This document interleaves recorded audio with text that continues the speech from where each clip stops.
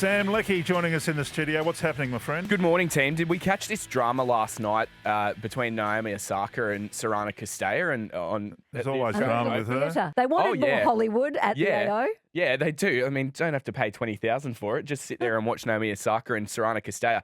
So basically what was happening was Naomi Osaka's got this habit where she'll pump herself up in between points and go, come on, and hit herself on the thigh. And that caught the ire of Sarana Castella, who after the match had a very frosty handshake and said that you've been playing for so long and you still don't know fair play. And then Naomi Osaka had plenty to say in the on-court interview. And then in the presser was a little bit more measured in her response about it. I get that emotions were very high for her. And I also want to apologize. I think like the first couple things that I said on the court was disrespectful, and I don't like disrespecting people. That's not what I do. When I'm pumping myself up in my head, I'm not like, okay, and now I'm going to distract the other person. Like, it's purely for me. Yes, you do.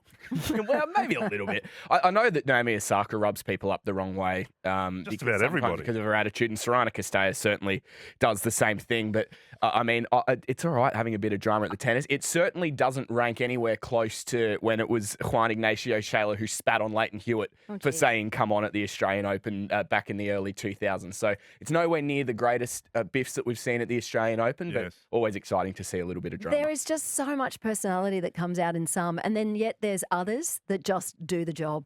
You know, you don't hear anything about them. Like I think of, Rafael Nadal, Roger Federer. Roger Federer was probably the best. Roger Federer probably the most. Gentleman of gentlemen. Did you ever get angry at anyone ever? Rafa could get angry. There was Nick Kyrgios brought out the anger in Federer didn't really. Never. Yeah, but not in the same sort of way. No, not in He was angry if his collar wasn't Nadal pressed would properly. just sit there and stare at Nick Kyrgios. I remember at Wimbledon one time, Kyrgios hit a ball basically through Rafael Nadal's chest when he was at the net, and that caught the ire of him. Quickly, have you got a Lomax update? I do, yeah. So they're in court today. It's gotten to that point. The mediation and everything is broken down between the Storm and Parramatta. Couldn't reach a deal that both parties were happy with. Well, all three parties were happy with. And I mean, to be fair to the NRL, they did warn players about this, that going to R360 would put a bit of a blanket over your future and make it uncertain. And I know the Players Association, who I've been talking to this morning, they're very concerned about what could happen in court today because, I mean, it's now other players that are being dragged into it and their future's now